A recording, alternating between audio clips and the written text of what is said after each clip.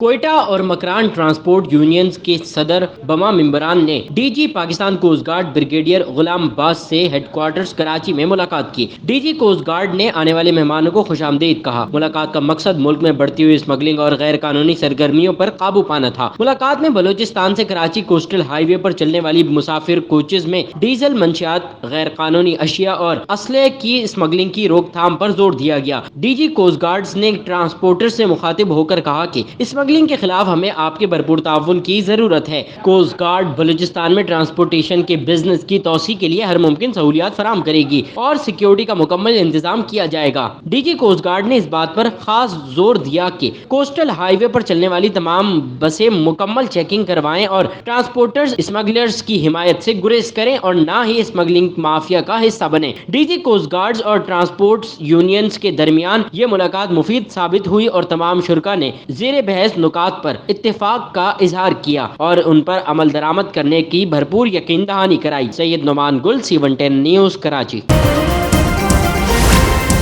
C110 news, خبر کی اصل خبر۔